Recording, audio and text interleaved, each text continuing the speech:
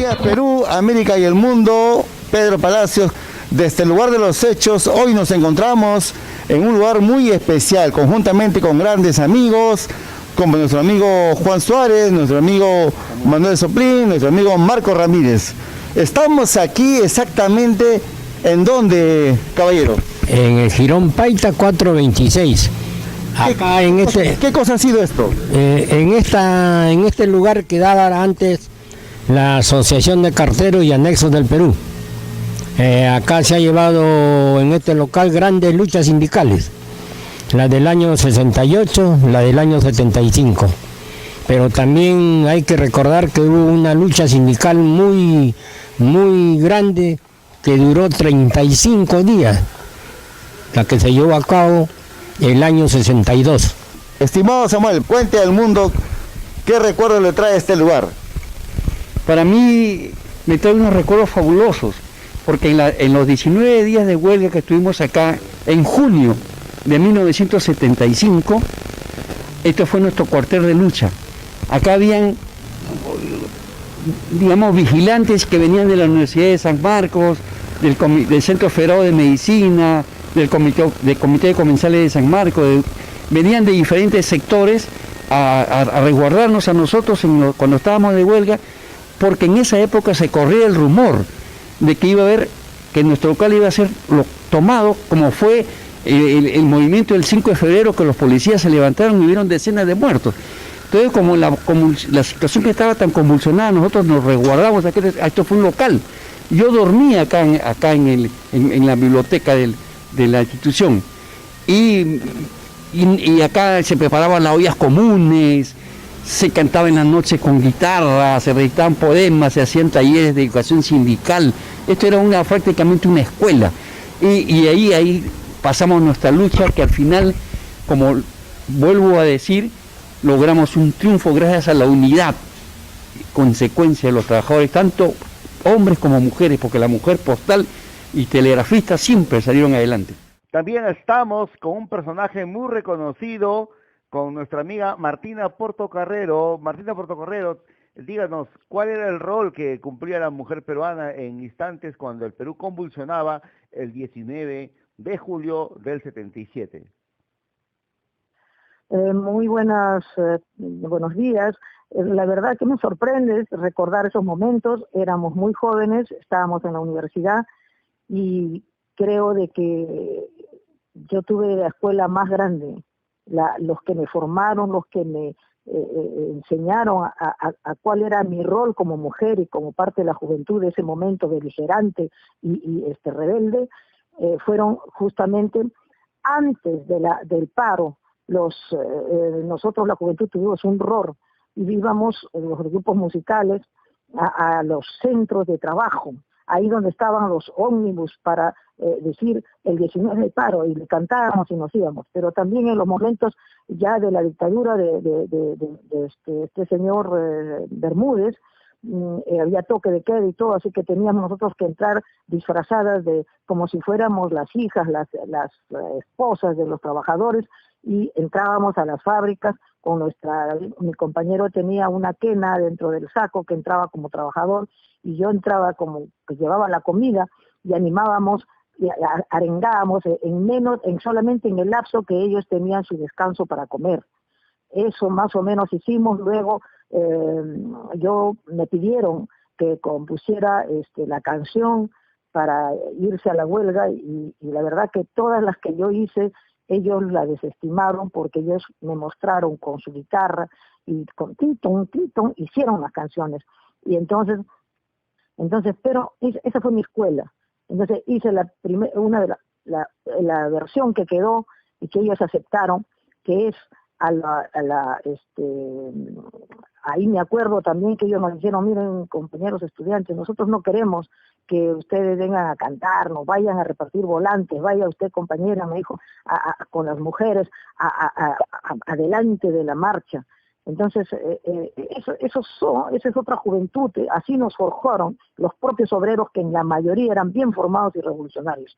Ese recuerdo tengo yo, y les compuse la canción que al final la aceptaron. Se llama 52 días de lucha, y te lo voy a hacer con mucho placer, porque todavía yo sé que hay muchos que viven, pero muchos de ellos murieron, porque fue el único grupo de la historia que yo conozco que hicieron verdaderamente una huelga de hambre. Se atrincheraron ahí en la iglesia, creo que es Jesús Obrero, no me acuerdo bien, y ahí íbamos nosotros con nuestros cantos. Y ese día, como jamás, paralizó todo el Perú. Y como consecuencia de ello, también tengo una hermana que fue afectada en los huesos porque ella tomaron la fábrica de etiquetas peruanas y ahí durmieron en el cemento frío más de 30 días guardando con su huelga. Esa época beligerante, difícil, pero a la vez gloriosa, no como ahora que la gente no quiere luchar, no quiere defender la vida. Para ellos mi honor, para ellos mi canto por siempre. Para estos hombres beligerantes que todavía están con vida, muchos se murieron enfermos por salieron mal del estómago, con cáncer, para siempre mal del hígado. Pero otros están todavía vivos y están aquí con nosotros, a quienes les envío mi saludo y les voy a cantar la canción que me pidieron y que la cantaron muchos de ellos. Se llama 52 días de lucha que duró la huelga y que duró la huelga de hambre. Inclusive la hicieron dentro del hospital militar, donde también entramos a cantarles disfrazados, porque en ese entonces los artistas revolucionarios éramos verdaderos artistas y corríamos el riesgo junto con ellos. Y ahí va la canción. Hermanos que me están escuchando, para todos ustedes, esta canción que ojalá les dé más valor y ustedes venzan este coronavirus junto con nuestro pueblo, porque no, los virus no nos van a matar a los hombres y mujeres valientes y que hemos creado conciencia y que estamos haciendo este Perú. 52 días de lucha que a los siglos desafiaron. 52 días de lucha que a los siglos desafiaron. 200 en huelga de hambre que a la infamia derrotaron. 200 en huelga de hambre que a la infamia derrotaron. 8 comienzan, les siguen 100, hombres con nervios de acero, van a vencer o a morir. Pronto se extiende la llama, no hay que dejarle extinguir. 8 comienzan, les siguen 100, hombres con nervios de acero, van a vencer o a morir. Pronto se extiende la llama, no hay que dejarla morir. Eso más o menos, hay otra estrofa, pero con esto yo creo que es suficiente mi homenaje para todos esos combatientes, la más grande huelga de la historia, y esperemos que vengan otras jornadas y que ellos todavía la puedan ver, porque su valentía y su coraje siempre alimentaron mi corazón. Gracias. Muchísimas gracias, Martínez. Colega Juan Suárez, hemos escuchado las opiniones de los ex trabajadores de aquella época. ¿Qué opinión le merece? Lo importante es saber que lo ocurrido un día como hoy, hace 43 años, un 19 de julio de 1977, no fue algo espontáneo que surgió de la noche a la mañana, sino que tiene su origen precisamente en todo lo que sembraron viejos dirigentes sindicales, como son los telepostales, como son los telegrafistas, que desde el año 1915 fueron tejiendo y construyendo una organización sindical poderosa que muchas veces hizo temblar a los gobiernos cuando se trataba de luchar también por la reposición de sus expedidos. Yo era un simple reportero y admiraba la capacidad organizativa que tenían los telepostales de poder movilizarse y poder eludir ágilmente los cercos policiales y salir adelante con sus consignas en plena Plaza Mayor de la capital de la República. Y esto no era solamente en Lima, estas organizaciones sindicales se movilizaban en todo el país, y para llegar finalmente a un 19 de julio, todos unidos bajo el mando del Comando Unitario de Lucha, donde los despedidos, entre ellos los despedidos telepostales, con la presencia de Samuel Soplín, se hacían presentes para decirle a los que estaban un poco indecisos, ¿no?, de alguna central sindical, de que era el momento de decirle no al general Morales Bermúdez. Y tanto es así que no solamente se hizo esa grandiosa huelga, sino que al día siguiente, después que fueron despedidos 5.000 trabajadores, el 23 y 24 de mayo se hizo otra movilización mucho más combativa y donde se luchaba por la reposición de los 5.000 y casi 6.000 despedidos. Ahí se demostró la movilización, la organización sindical, lo poderoso que era la clase obrera, a tal punto que el general Morales Bermúdez en el Estadio Nacional dijo: ¿y por qué me hacen esto justo en el Día de la Madre? Y es que porque el general Morales Bermúdez pues había hecho algo realmente inadmisible, despedir a cerca de 6.000 trabajadores. ¿Qué es lo que pasó antes del día del paro? Antes del día del paro, en la noche, Seguridad del Estado ingresa al local de la CGTP, pero los dirigentes se escapan por atrás por el jirón Moquegua. Luego, al día siguiente, sí, desgraciadamente los detienen cuando están camino al jirón Chavín, donde se reunían todas las federaciones, todos los sindicatos que estaban de acuerdo con el paro. Solamente el sindicato de Centromin Perú, que era parte de la Federación Minera aparte, era pues tenía la influencia de Saturnino Paredes, dijeron que los mineros no iban a participar en el paro porque era un paro revisionista. Sin embargo, la Federación Nacional Minera, trabajada con mucho empuje desde sus bases, acordó pues ser el motor de ese grandioso paro que paralizó a todas, menos a Centromin, a toda la actividad minera del país. Entonces estuvieron ahí todos los frentes, los ferroviarios, en fin, una infinidad de sectores sindicales que confluyeron en el Comando Unitario de Lucha, que realmente hizo un gran paro, el primer gran paro después de la lucha por la jornada de las 8 horas. Excelente narración de los hechos. Para concluir, mi estimado Marco Ramírez, una anécdota de repente de aquellas épocas de antaño, antes del paro del 19, que gestaron esta gran movilización nacional, que fue prácticamente la más sonada en el Perú. Bueno, para mí la huelga más sonada, el paro más sonado, cuando era Correos y Telégrafo, porque no hay que olvidar que Correos antes pertenecía al Ministerio de Gobierno y Policía. Entonces, cuando el paro del año 62, que fue de 35 días, me trae muchos recuerdos y una anécdota.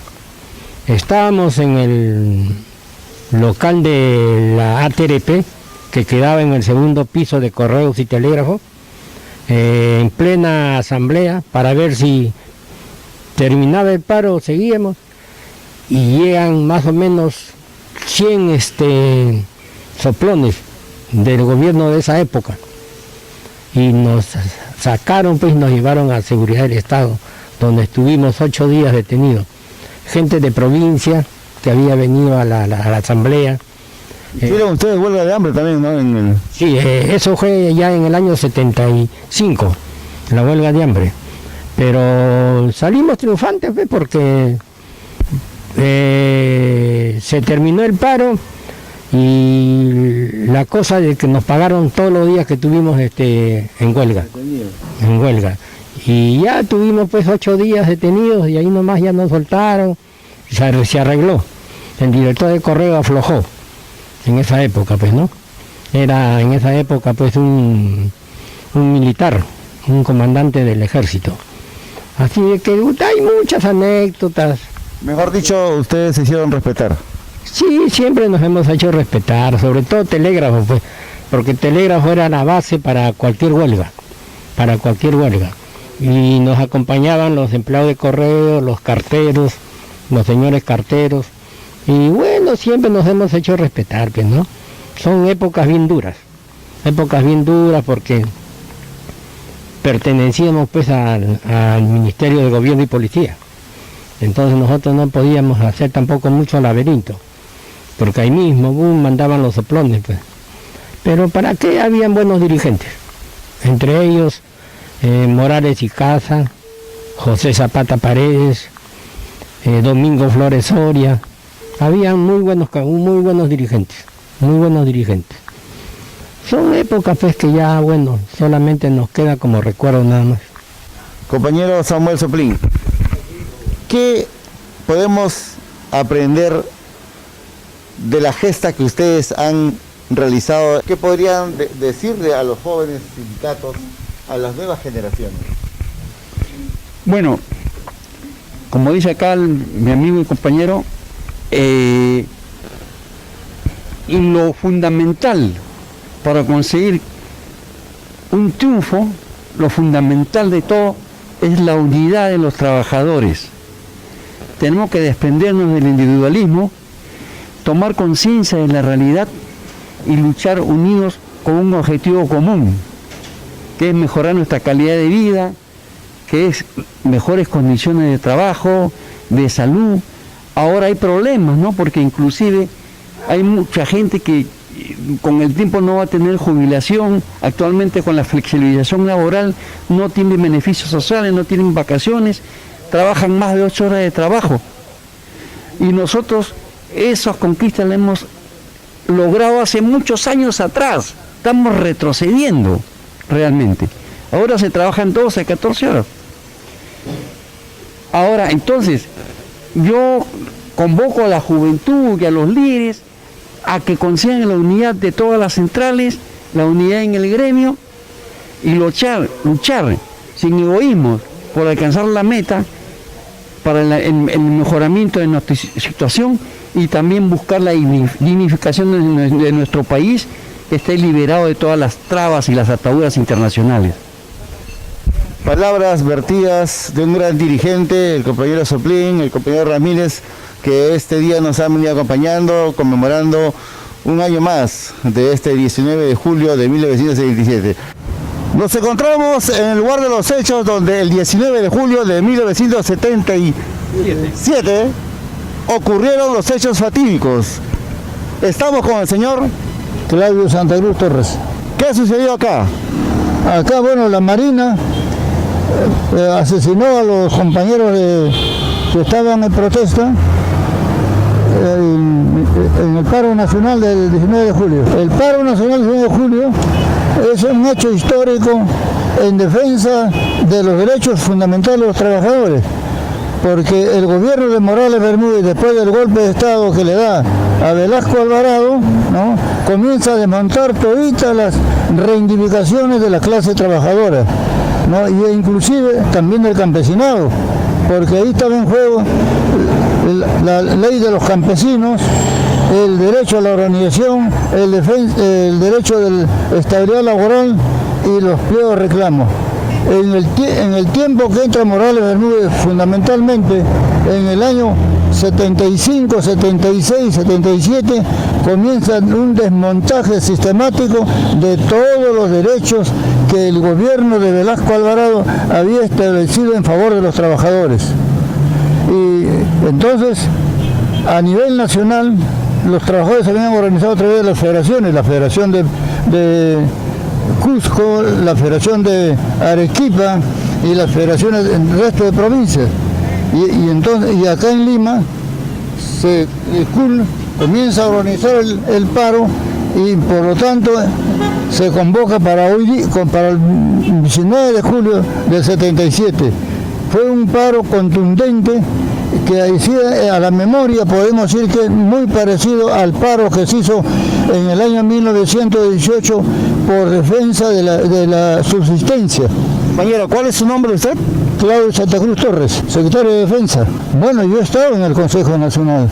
Entonces, lo que hemos trabajado es organizando a las bases. Por ejemplo, en la carretera central se organizó a todos los trabajadores de los sindicatos que estaban ahí, como el caso de manufactura de nylon, Rayovac y otros sindicatos más que en el momento no me recuerdo, pero fue un paro que no solamente se hizo a nivel, sino también el pueblo se organizó. Ese paro es histórico porque el pueblo tanto de San Martín como de Comas y otros pueblos más organizaron y participaron organizadamente. Por eso que el paro fue en la práctica, como se dice criollamente, un paro seco. Lamentablemente, después el gobierno, aplicando su política reaccionaria, despidió a cerca de 6.000 trabajadores, destruyó a todos los sindicatos y ahora estamos nosotros viendo las posibilidades de reagrupar nuevamente a los trabajadores en defensa justamente de los derechos, porque ahorita, en este momento, por ejemplo, hay más de medio millón de gente despedidos sin trabajo. También estamos con el compañero Samuel Soplín. ¿Qué recuerdos les trae este lugar? Mire, en el paro nacional del 19 de julio del 77, la base, independientemente de la convocatoria de Casa del Paro del Comando Unitario de Lucha, los que le dieron fuerza fueron los piquetes que se formaron en los barrios, en los pueblos, que nosotros despóticamente le decimos conos. Ahorita estamos en el cono norte, acá, en Comas. Hubieron siete jóvenes que fueron muertos, cayeron abatidos por las balas asesinas. Y eso fue en respuesta pues de las clases dominantes a la protesta que hizo el pueblo, que estaba buscando una mejor condición de vida y las libertades democráticas, porque en ese tiempo estábamos en una dictadura militar. También estamos con el periodista Juan Suárez de Moncada. ¿Qué lección podemos sacar, colega? Importante es rendir homenaje al pie del monumento que perenniza la memoria de 7 aguerridos pobladores que se plegaron al paro convocado por el Comando Unitario de Lucha el 19 de julio de 1967 para demandar las reivindicaciones pendientes que nunca fueron escuchadas, menos por un gobierno dictatorial. El gobierno de Morales Bermúdez reprimió sangrientamente la presencia de los pobladores que no solamente en los conos de la capital de la República, sino en todo el territorio nacional salieron a movilizarse y a demandar las libertades públicas, a demandar aumento de sueldos y salarios y una serie de 9 puntos que reunía el Comando Unitario de Lucha con las centrales sindicales, todas las federaciones, todos los sindicatos.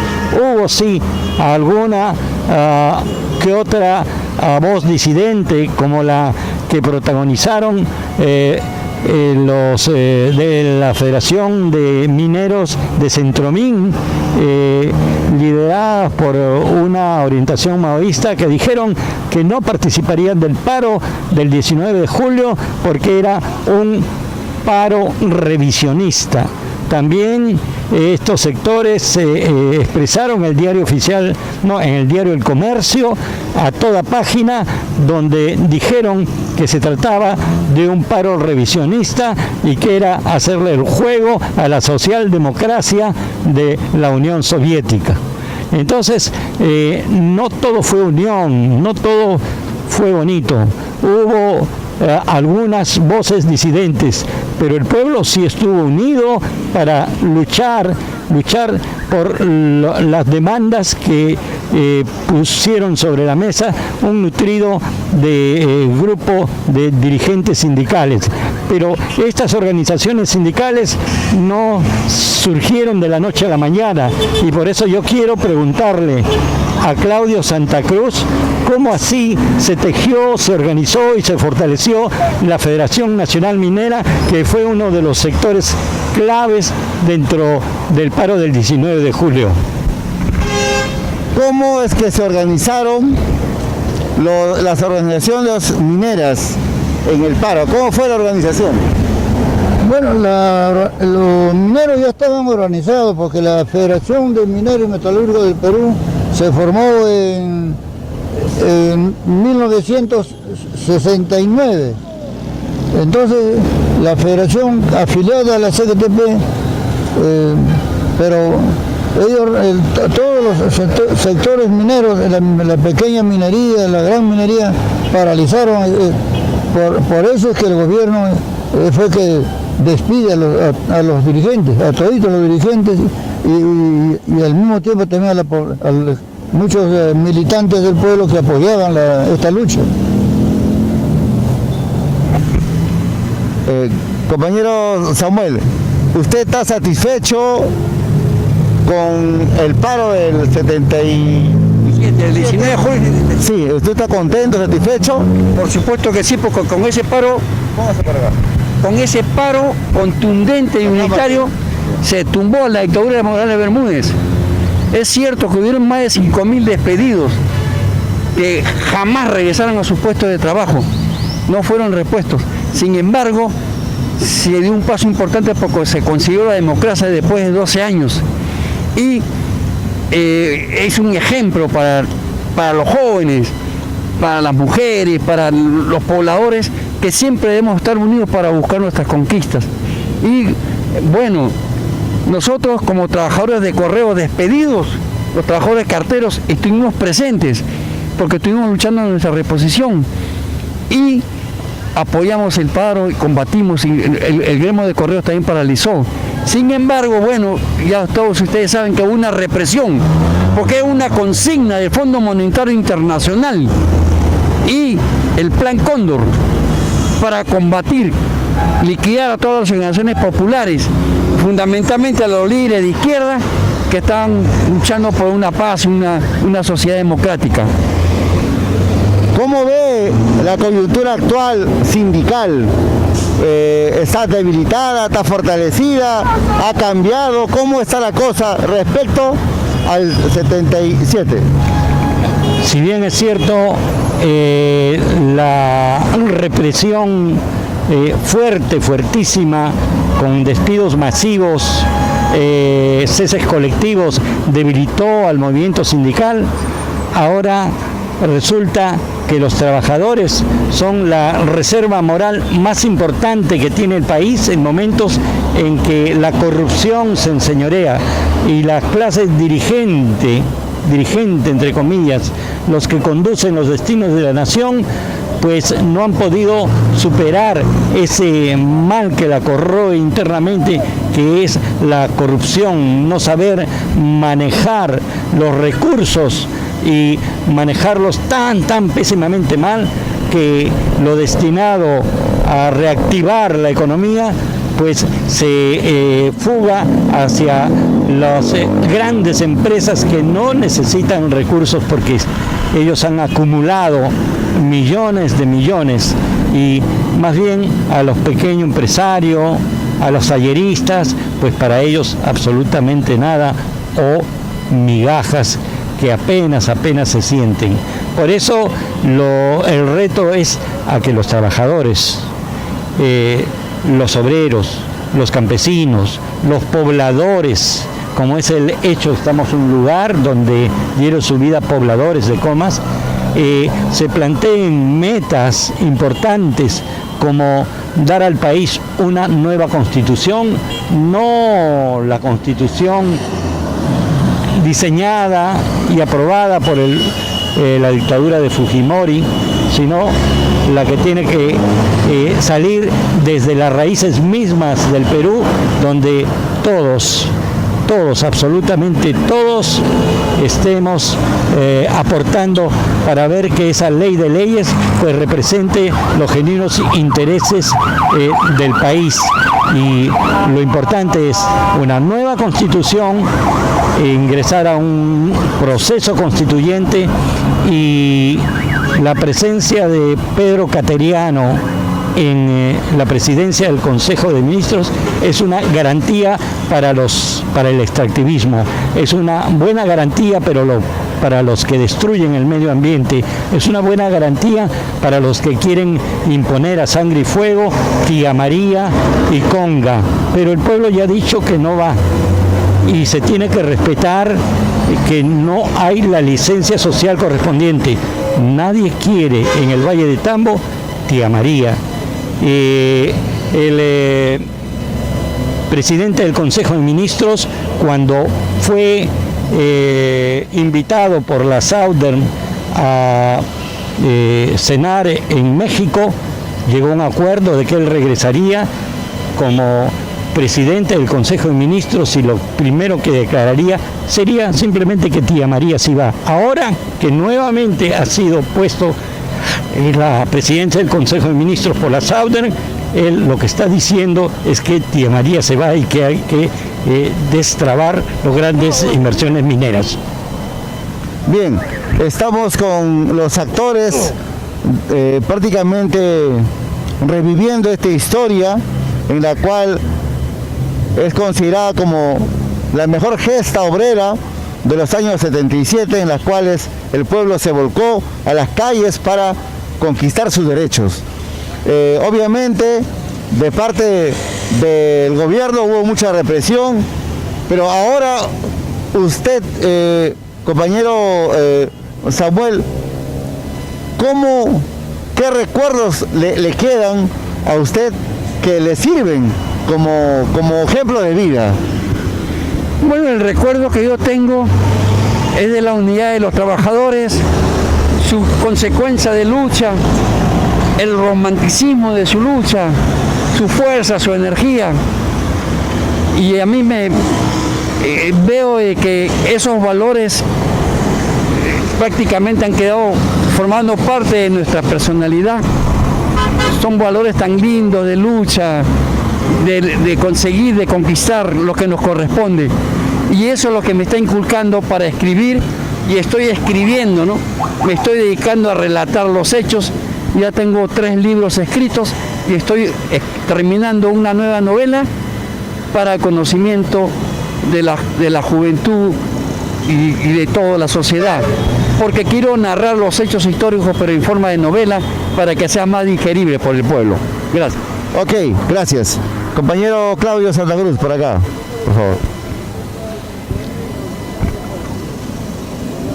¿Qué enseñanza ha sacado usted respecto al paro del 77 con su vida cotidiana? Bueno, la enseñanza que me ha dejado es que lamentablemente lo que no se pudo hacer antes, es decir, que las organizaciones de izquierda todos hubiéramos trabajado en forma unitaria, sería otra cosa. Ahorita en nuestro país está pasando muchas grandes dificultades. Además, a raíz de ese paro, el Estado, o sea, el gobierno, le dio todas las garantías a la derecha, y al final ya entramos al año 80 y 90, se cambió todo el sistema económico y político. El neoliberalismo entró, se ha destruido los movimientos sindicales, se ha destruido los derechos de los trabajadores. Ustedes verán que ahorita nomás hay más de 2,5 millones de gente que está en la calle, no tiene trabajo. En el Perú, en la época de la revolución que empezó Velasco, la gente, si bien es cierto que no ganaban bien, pero tenían asegurado un salario, tenían asegurado sus vacaciones, tenían buenos colegios y las universidades, pero lamentablemente todo eso se ha destruido. Es decir, lo penoso es para nosotros ver un país que tenemos tanta riqueza. Somos el país prácticamente de América Latina, uno de los privilegiados, pero no obstante eso, hay una succión permanente de los ricos. Ahora los gobiernos, todos son de derecha. Al final, las normas que se dan están apuntando a destruir la clase trabajadora. Yo creo que es necesario que retomemos esa experiencia y todas las izquierdas se unan a uno solo. Ahora viene, por ejemplo, las elecciones. A estas elecciones, si queremos que nuestro pueblo dé un paso o un salto adelante, necesitamos que todos los compañeros de diferentes movimientos sociales nos unifiquemos para garantizar o poner unos candidatos que realmente representen a los trabajadores, porque estamos ya cansados de ver que no hay una buena educación, no hay trabajo, hay mucha miseria, mucha desocupación, y esto solamente se puede lograr con un pueblo que esté unido sobre un objetivo concreto.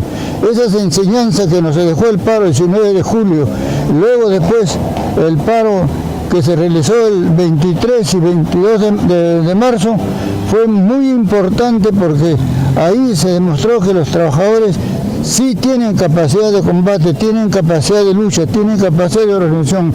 Lo que falta es crear líderes que sean realmente conscientes de asumir una responsabilidad histórica en beneficio de nuestro país. ¿Algún saludo para un compañero que se acuerde? ¿Algún saludo para un compañero que usted se acuerde? Bueno, yo quiero hacer sobre todo una memoria a mi compañero José Chávez Canales, que ha sido uno de los grandes dirigentes también de la CGTP, y a todos los compañeros que lucharon el 19 de julio. Todos ellos se merecen un reconocimiento justo y a ellos me rindo porque yo formo parte de esa clase. Muchísimas gracias. Palabras finales, compañero Samuel. ¿Algún saludo, algún compañero que usted recuerde?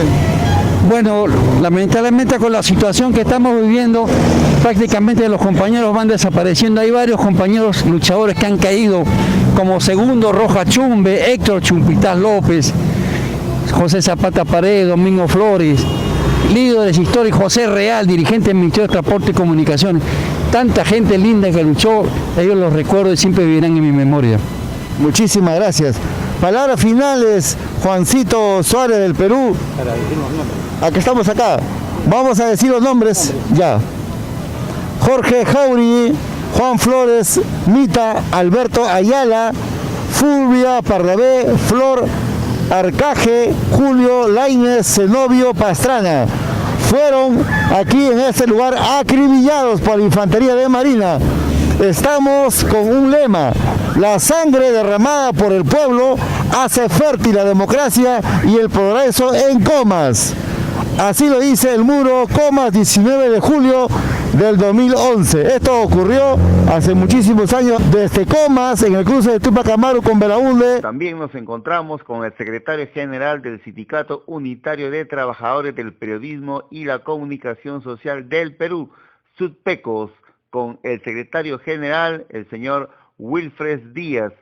Señor Wilfred Díaz, también usted como secretario de un sindicato, queremos sus impresiones respecto a lo ocurrido el 19 de julio de 1977, donde tuvieron pues una convulsión social. El país se sintió prácticamente una remesión social. ¿Qué podría decirnos desde su punto de vista? Bien, los hechos ocurridos en el 19 de julio de 1977 es la pregunta. Primero quiero saludar a quienes nos escuchan o a quienes van a recibir el mensaje a través de mi persona de SUTPECOS, ¿no?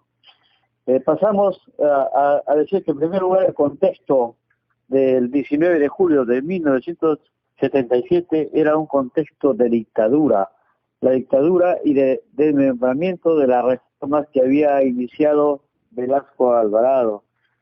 Entonces, esta dictadura se venía asentando, pero lo que a veces olvidamos es que esta dictadura venía construyendo, poniendo los ladrillos para que se cimente el neoliberalismo. La hegemonía que tenía el dictador de la época, Morales Bermúdez, que es ahora condenado internacionalmente, era ese proceso de construcción del neoliberalismo. y no era un fin de la dictadura, como a veces podría interpretarse, era la continuación de la dictadura. La primera etapa empieza con Morales Bermúdez y teníamos una constitución que era la del 33. Prácticamente obligado de sacar una nueva constitución, la del 79, y luego viene la segunda parte de la dictadura, con el ya conocido Fujimori, que saca la constitución del 93. Es decir, esta generación del 77 ha vivido 3 constituciones, ¿no es cierto? 3 constituciones en forma neoliberal y dictatoriales. Bien, yo pienso que frente al hecho de del movimiento, el sindicalismo o los dirigentes sindicales prácticamente hicieron un desajuste frente a lo planteado por el José Carlos Mariátegui. El Mariátegui es el que pone las bases de la CGTP, evidentemente, con su estatuto, su programa, y lo hizo el 17 de mayo de 1929. Estos programas y metas le llevaron a la creación de un sindicato bajo la cita, voy a citar a Mariátegui, dijo que la central era para que se unifique y dirija a todas las fuerzas proletarias del país, a todas las fuerzas proletarias del país. Y hoy día, una de las enseñanzas es de que con la construcción del neoliberalismo de Morales ahorita, prácticamente han destruido los sindicatos. El sindicato de clase no es una quimera, es una realidad, porque está en el espíritu de los trabajadores del pueblo, pero no está en su forma orgánica.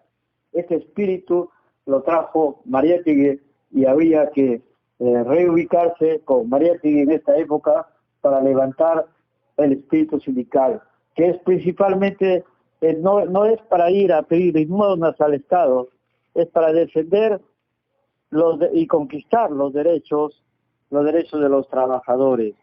Bien, habiendo tenido los estatutos y el programa de Mariátegui, con esa fuerza es que estas 3 constituciones la hemos venido enfrentando desde el punto de vista sindical.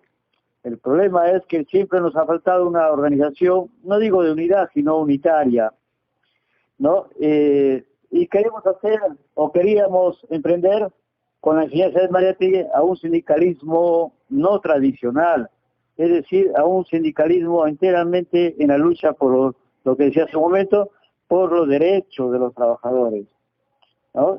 Los derechos de los trabajadores se conquistan y por eso la lucha. No se negocian prácticamente en la mesa. Cuando uno va a discutir con el Estado o con los gobiernos, es para ir a ganar la ventaja para los trabajadores. Si nos vamos a ir a buscar una tasa media, la mediana en cada lucha, no lo vamos a obtener. Y eso es el problema en el 77. El 77, creo que los dirigentes sindicales no habían previsto que iban a salir los tanques, que iban a haber muertos, que iban a haber 5.000 despedidos, con un decreto 2 decretos sorprendentes en ese momento, ¿no? Entonces, vamos a ver que si la dictadura da 2 decretos sorprendentes, por un sindical quiere decir que no hubo una estrategia adecuada. Y quiero saludar a uno de esa época que el pueblo lo respetaba, que era Isidoro Gamarra, ¿no?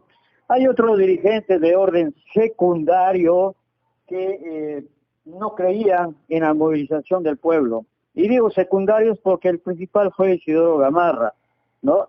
Y no estoy diciendo que los secundarios no jugaron un rol importante, pero yo creo que no se llegó a aprender lo que es el sindicalismo en la defensa de los derechos de los trabajadores. Estos dirigentes secundarios no vieron el éxito del paro.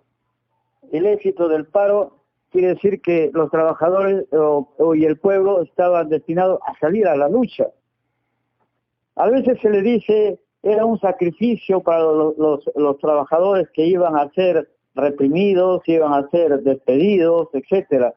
Pero en la lucha creo que hay que tener las medidas necesarias y saber que el pueblo tiene que estar solamente a la espera de que las dirigencias puedan orientarlos para romper sus cadenas y no para sentarse a polemizar si es bueno o malo el momento, ¿no? Algunos polemizan, dicen, pues esto era sacrificar a los obreros.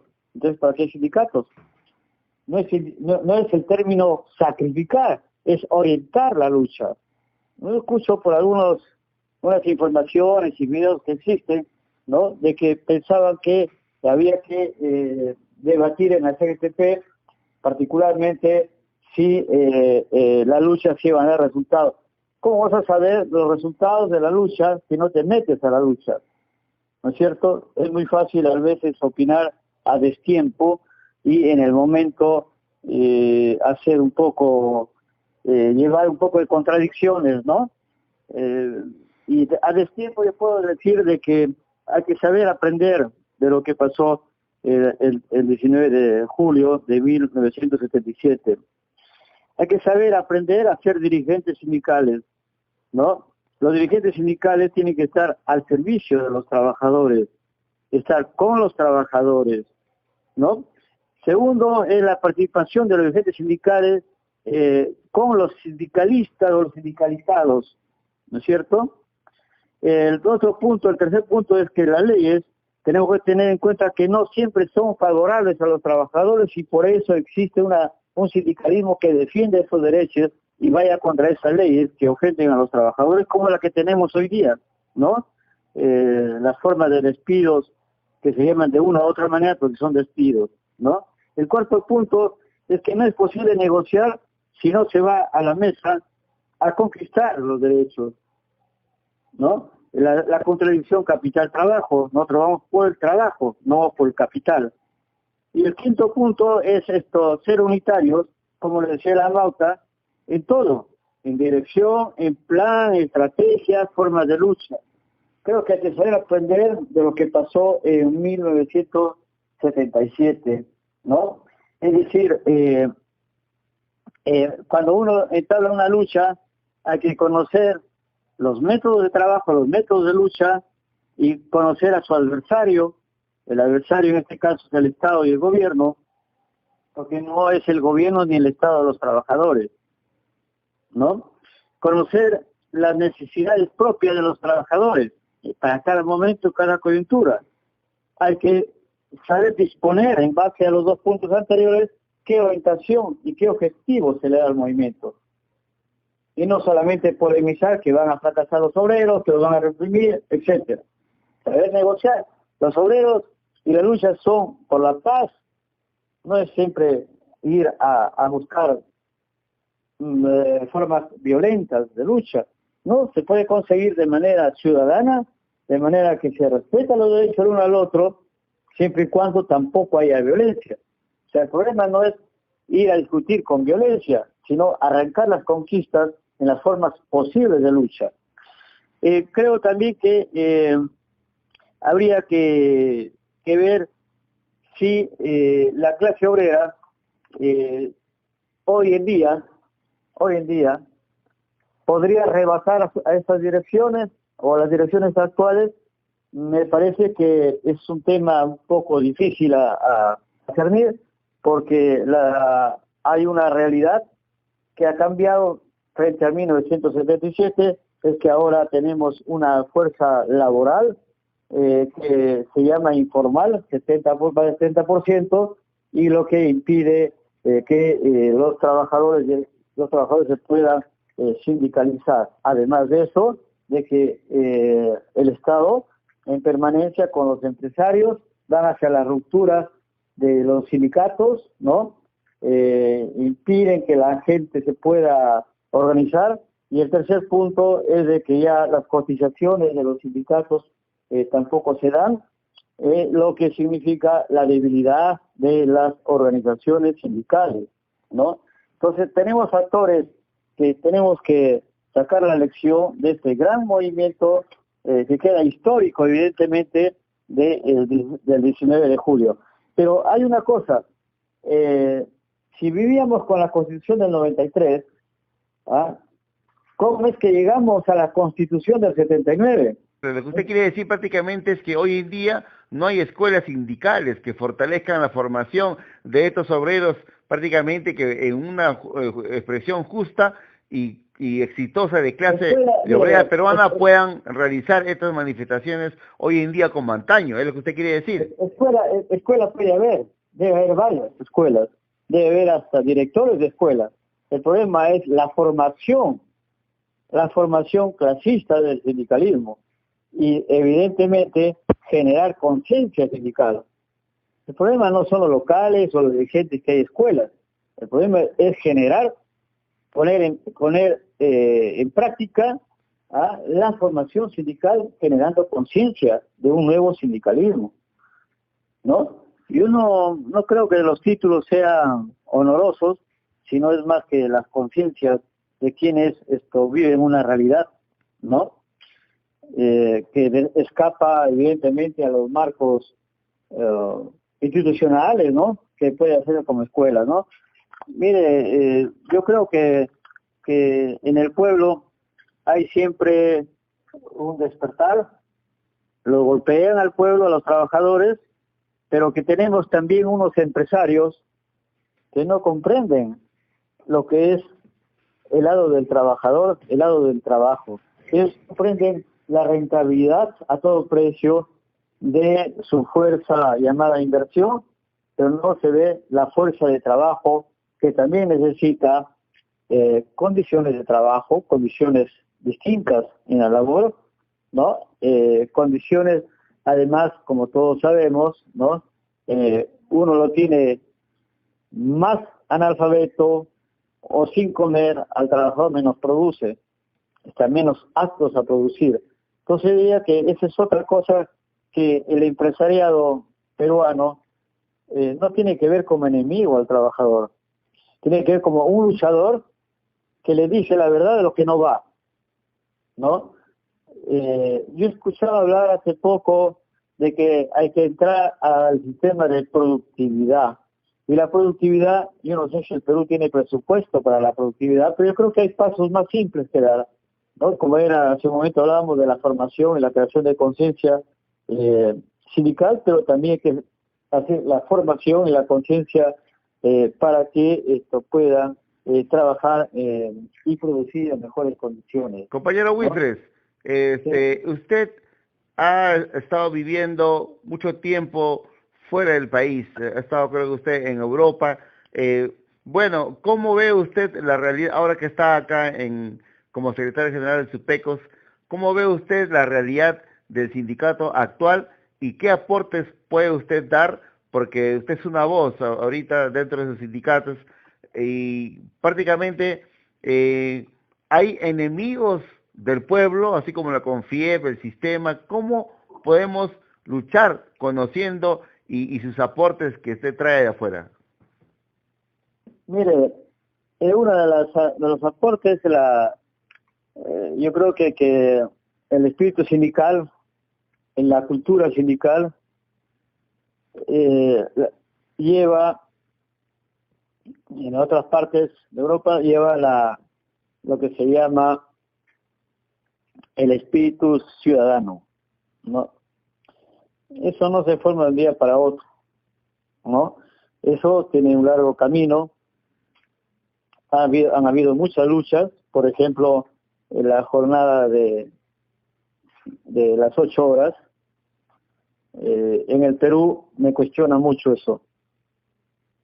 No se respeta, aparte que no se paga su justo labor, evidentemente, pero es una cosa que veo tremendamente desorganizada, una forma impositiva, dictatorial sobre el tiempo de trabajo.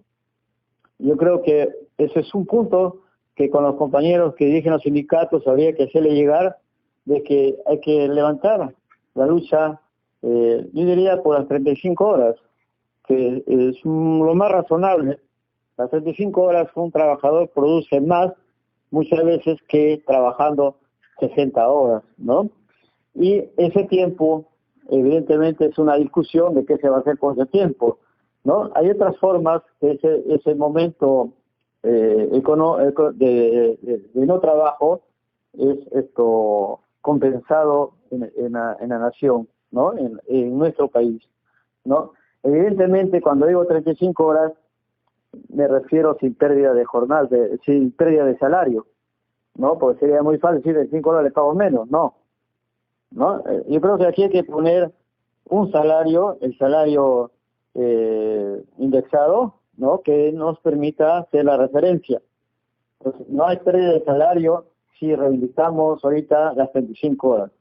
Yo creo que es justo que pidamos que los trabajadores sean tratados diferentes, y en una de ellos es el tiempo de trabajo y su salario, ¿no? Sin reducción de salario en 5 horas. Evidentemente que en el Perú, por algunas tradiciones, seguramente harán otros empleos, pero es una cuestión de un proceso de reeducación, todos, ¿no? Para poder poner en pie esto. No soy exagerado, porque hay otros que exageran en las teorías, nos hablan de un tiempo de trabajo más reducible, pero yo creo que las 35 horas es enorme. Ahora, en el Perú, la gente no trabaja las 40 horas, trabaja muchísimo más, ¿no? Yo creo que hay normas y leyes que se pueden aplicar, se pueden conquistar esos derechos legales, ¿no? Para que se respete tanto por los empresarios como también por la clase trabajadora. Pero tenemos acá algo muy particular, que son los trabajadores informales. Esas son otras medidas que se tienen que tomar, y que creo que el mundo sindical no debe alejarse de los trabajadores informales, ¿no? Porque diríamos, ¿quién es un trabajador? Los trabajadores informales son trabajadores. ¿Y por qué no están organizados?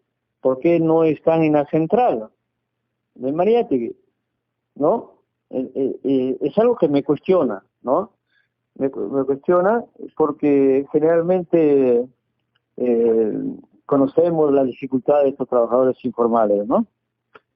Esa es una de las enseñanzas, que si las condiciones de vida en el 77 eran difíciles, ahora son más difíciles en tiempo de trabajo.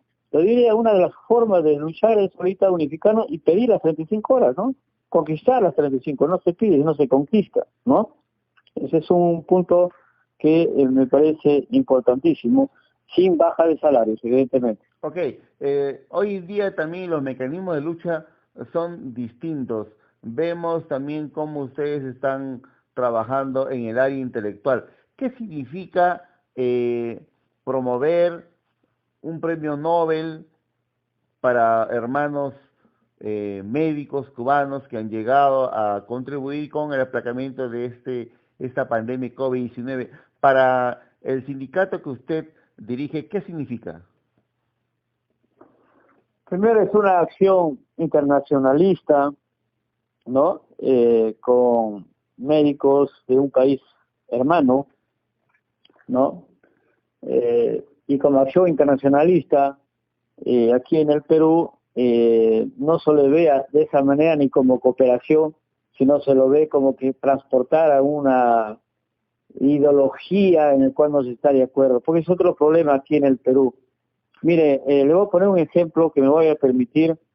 Cuando hubo la izquierda que triunfó en Francia, el gobierno de François Mitterrand tuvo 4 ministros comunistas,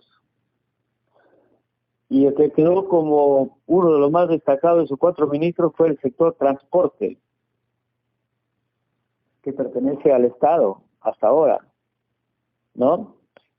Y el sector transporte funciona de maravillas, diría, no digo excelente al 100%, pero funciona muy bien, y que sabe que cuando se pone el sector transporte ferroviario, los grandes trenes de gran velocidad, un comunista lo ha dirigido. Pero aquí en el Perú, un comunista se lo tipifica, se lo terroriza, no se acepta el debate de ideas aquí en el Perú, ¿no? se dice que algunas universidades salen ya con una cultura exclusivamente opositora a toda otra forma de pensar que no sea neoliberal. Y eso no es así en otros países. En otros países se estudia, ¿no? Se estudia las corrientes, ¿no? Entonces, eso quería ponerlo como ejemplo de que aquí hay que abrir otros canales de la discusión. Han habido otros problemas en el Perú, evidentemente, pero de otro orden, ¿no?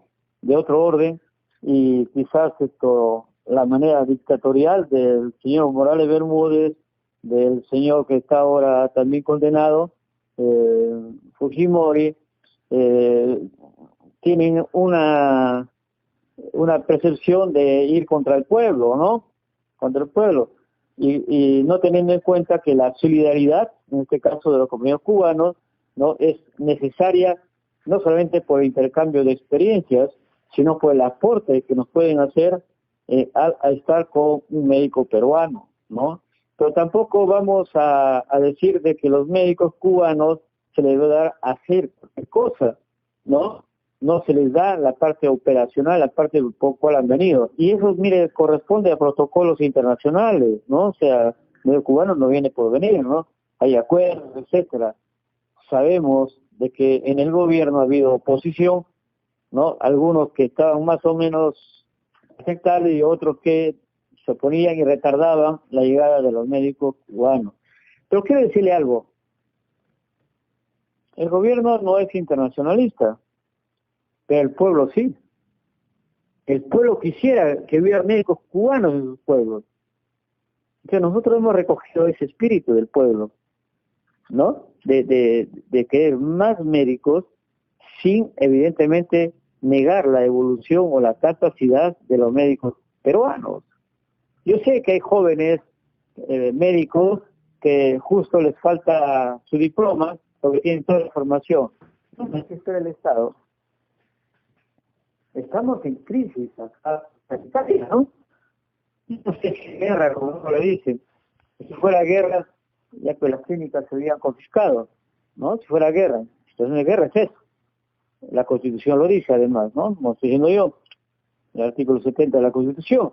Entonces, yo creo que los médicos cubanos han venido muy poquitos, me dicen. La gente de mi pueblo me dice muy poquitos, que son 50, 85 que han venido. Tienen que venir 100, 200.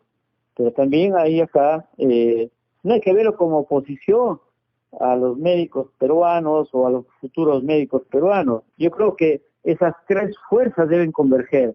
El que está por recibirse, el que ya existe en el Perú y el que viene de afuera. Qué maravilla, ¿no? Que se unan las tres fuerzas y busquemos las soluciones medicales y de investigación al sufrimiento de nuestro pueblo, ¿no? Cuando los sindicatos presentan su pliego de reclamos y su plataforma de lucha al Ministerio de Trabajo y no son oídos, radicalizan su protesta, y en ese sentido, recordando el año 77, hubieron 7 fallecidos, 7 combatientes fallecidos ahí en la avenida Tupac Amaru y Belaúnde. Los sindicatos, prácticamente, ¿usted sabe o tiene conocimiento de que algún sindicato ha asistido a la familia o ha tramitado algo con un sector del gobierno, algo para que prácticamente puedan darle algún beneficio porque son fallecidos, o ya uno fallece y ahí queda? ¿Cómo es la posición de un sindicato? Yo no sé si es el rol del sindicato, puede ser un gesto, pero yo creo que es la responsabilidad del Estado, ¿no? Si el Estado no se ha manifestado es porque algo no va en el Estado. Porque el Estado debe reconocer a sus ciudadanos. No es un rol exclusivamente del sindicato caído y de que ayudar a la familia, no. Un peruano es parte del Estado. Que sea que hecho Aymara o de la costa, no sé, pertenece al Estado. ¿Usted cree que en los últimos tiempos los sindicatos se han venido debilitando y más bien han aumentado las leyes espurias? Porque ahora vemos que hay poca correlación de fuerzas, no vemos como antes esta gente más formada, esa formación que usted que ha referido, ¿no? Respecto a los trabajadores. Pueden haber escuelas sindicales, pero la formación. ¿Usted cree que estamos en momento de remontar los sindicatos como para la gente pueda reclamar sus derechos o falta algo? ¿Qué nos falta? Mire, ¿qué falta? Escuchar al pueblo, porque el pueblo quiere sindicatos, quiere, pero no tiene confianza. ¿Qué es lo que ha pasado? ¿Qué es lo que ha pasado? Pues hemos visto que la agresión neoliberal ha sido más fuerte. Pues. No hay que sindicalizarse, que son rojos, que son protestan y no sé cuánto, ¿no? Entonces hay que volver a ganarse la confianza de la población. ¿Qué es lo que usted plantea en ese sentido? Lo que he dicho, formación y generar conciencia. Son dos cosas, ¿no? Y ahora, en los sindicatos hay que conseguir unos derechos. Por ejemplo, si usted llega a ser dirigente de un sindicato, que no lo vote, ¿no? La estabilidad laboral, ¿no? Porque veo en unos sitios que llegan a ser dirigentes y lo están fichando y lo votan, ¿no? Entonces, el rol del dirigente nacional es de hacer que no haya despedidos. Pero ahorita, por ejemplo, ¿qué hacemos con los 2 millones que están ahora sin empleo? ¿Qué hacemos? ¿Ah? Yo creo que la primera cosa es no van a tener un trabajo inmediato, pero hay que darle la influencia del sindicalismo. Ok, dígame, si habría una huelga o un paro de los trabajadores o de los sindicatos que se estarían armando para rechazar esta reactivación económica, en la cual todavía no vemos un paro de esa magnitud, en el título de esa magnitud, porque todavía no se han manifestado los trabajadores, no han rechazado así directamente un paro, porque había una reactivación falsa. Todavía no vemos que una entidad o algún sindicato o una confederación se haya pronunciado. ¿Cómo enfrentar ese caso? Mire, yo creo que la experiencia muestra... Salían todos los periódicos, pero los sindicatos están callados. O sea, no hay una voz. Mire, usted me dice, los sindicatos, yo pienso en las centrales, ¿no? Pienso en la CGTP, y que alrededor están los sindicatos, ¿no? Yo creo que el rol de los sindicatos ahorita es de ponerse a ganar esa confianza que decía hace un momento, porque yo creo que la situación actual va a ser más fuerte quizás, sus luchas inorgánicas, no sindicales, porque hay algo que se está girando que es la reivindicación del pueblo. Ante el hambre, uno no se sindicaliza porque tiene hambre, sino porque trabaja, ¿no es cierto? Entonces el hambre, la miseria, la pobreza en una serie de sectores populares, se genera movilización. Yo no sé si es espontaneísmo que puede haber, pero en todo caso la rebeldía o la forma de reivindicar algunos derechos van a salir por sus propios medios y van a rebasar otra vez las organizaciones sindicales, ¿no? Recientemente hemos visto que varios grupos están actuando con otro modus operandi. Por ejemplo, hemos visto en el sur que hay gente que se está levantando desde sus casas con una protesta así subliminal, ¿no? Una respuesta con un cacerolazo. ¿Cómo ve usted ese tipo de respuestas del pueblo? Mire, ya no estamos hablando casi del plano sindical, ya estamos hablando de la noción pueblo, ¿ya? Primera cosa. El cacerolazo depende de qué tipo de cacerolazo, ¿no? Hay cacerolazos en general que se estimulan, se hacen formas de protesta, etcétera, ¿no? Protesta, denuncias, ¿no? Pero aquí en Perú se está planteando el cacerolazo soberano y que interpreta dos cosas: la protesta de un lado y la reivindicación de que tenemos que ser autónomos, es decir, decidir por nosotros mismos, un Estado soberano, un gobierno soberano, una economía soberana. ¿Qué significa eso? Significa la capacidad de planificar de dirigir, sobre todo planificar una estrategia productiva y de organización social. Con eso he resumido, pero la totalidad de lo que puede variar y para no ser academia, ¿no? Pero creo que es eso, ¿no? La planificación significa que haya lo social y lo económico desde adentro, desde el Perú mismo para adentro, ¿no? Que no es exclusivamente de adentro porque tiene que tener relaciones con el exterior, pero es buscar nuestra forma en que la economía está centrada adentro, no para afuera.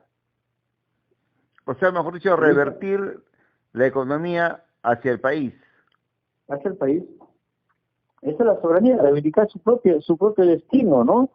Mire, nuestros antepasados tenían esa forma, esa modalidad de desarrollo, ¿no? Para adentro, ¿no?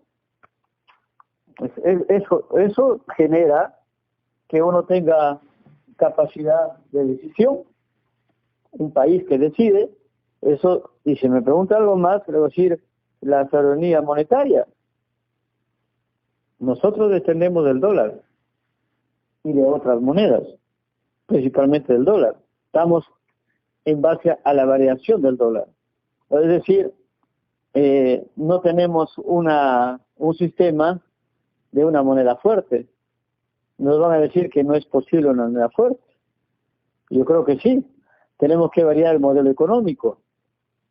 El modelo económico actual es para afuera. Tenemos que variar para adentro. Y tenemos otra complejidad que son las naciones. Las naciones peruanas que hay del interior del Perú, del Estado peruano, tienen que tener una forma de desarrollo distinta a la que ya se ha conocido, ¿no? Esa forma de desarrollo es teniendo en cuenta sus costumbres, sus lenguas, su forma de intercambio, sus maneras de concebir su nacionalidad, ayudarlas a que sigan desarrollando sus factores de nación. No los vamos a suprimir como nación. Por eso hay algunos términos económicos y políticos que había que retomar sobre el Perú para que sea realmente una soberanía, ¿no? Por ejemplo, cuando se habla de nacionalismo, no sé qué entienden por nacionalismo, o cuando me dicen nacionalismo y plurinacional, no les entiendo, porque no hay redundancia, sino que hay una forma de oposición, ¿no?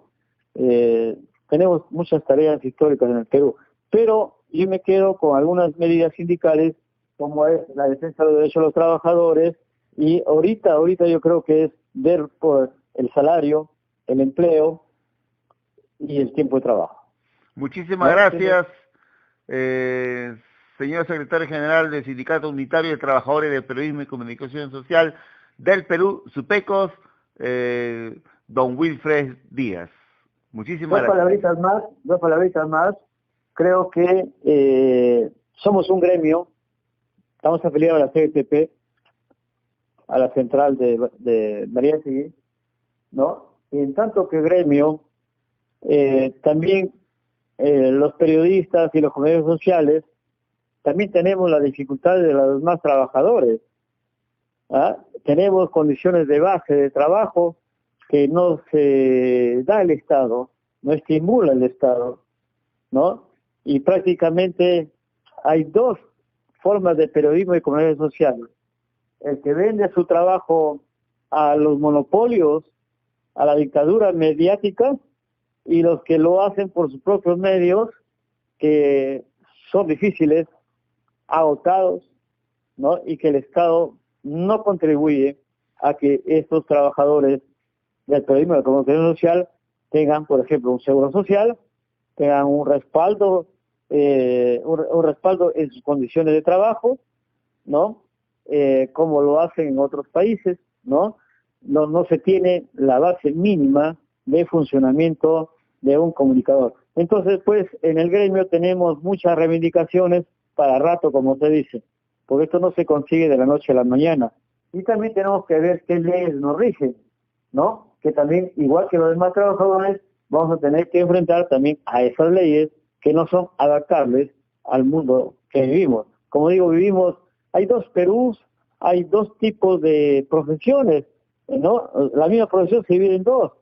Yo diría así, por decir, el de los ricos, defendido por el gobierno, y el mundo de los de abajo, que se autodefienden. Esa es la realidad. Hay que rehacer el nuevo periodismo, ¿no? El nuevo periodismo y los comunicadores actuales, por ejemplo, hay muchos comunicadores que trabajan el tema cultural, los temas culturales y artísticos. Habría que ver a qué se destina el presupuesto de los ministerios correspondientes, como el de Cultura, por ejemplo, ¿no? Muchísimas gracias, don Wilfred, gracias por sus palabras.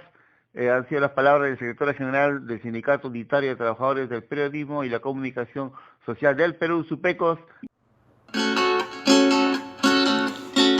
Hace 43 años partieron a la eternidad los mejores cuadros del pueblo. La masacre ocurrió entre la avenida Tupac Amaru y Belaúnde en el distrito de Comas. La sangre del pueblo jamás será olvidada. Gloria y honor a los combatientes caídos el 19 de julio de 1977, donde 7 valerosos obreros fueron abatidos por los enemigos del pueblo, quienes en busca de justas reivindicaciones hicieron remecer al gobierno traidor de Francisco Morales Bermúdez.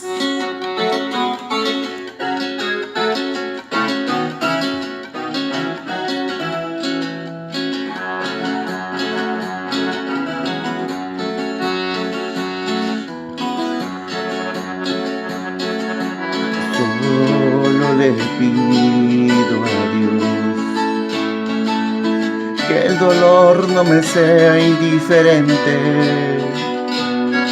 que la resaca muerte no me encuentre vacío y solo sin haber hecho lo suficiente.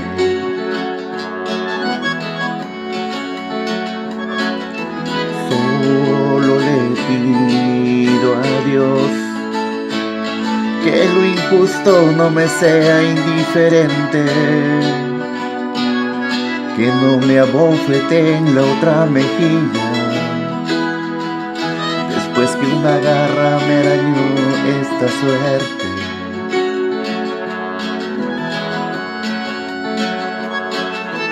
Solo le pido a Dios que la guerra no me sea indiferente.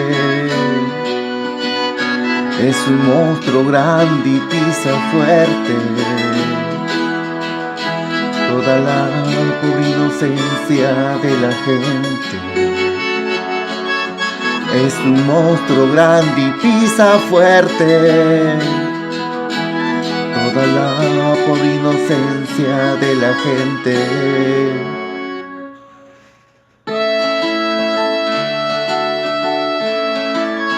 Honor y gloria. Jorge Jauri, presente. Juan Flores Vita, presente. Alberto Ayala, presente. Fulvia Pardavé, presente. Flor Arcángel, presente.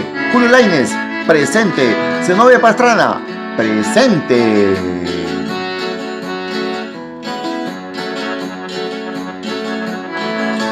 Solo le pido a Dios que el engaño no me sea indiferente. Si un traidor puede más que unos cuantos, que esos cuantos no lo olviden fácilmente.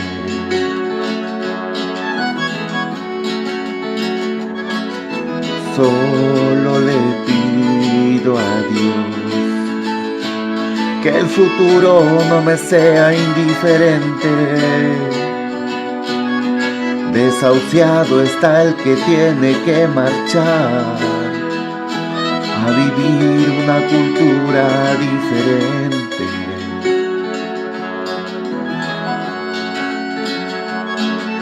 Solo le pido a Dios que la guerra no me sea indiferente. Es un monstruo grande y pisa fuerte toda la pobre inocencia de la gente. Es un monstruo grande y pisa fuerte, toda la pobre inocencia de la gente.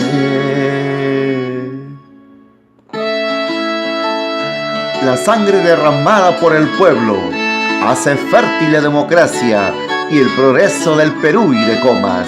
Gloria y honor a los 7 caídos. Hace 43 años partieron a la eternidad los mejores cuadros del pueblo. La masacre ocurrió entre la avenida Tupac Amaru y la avenida Belaúnde en el distrito de Comas.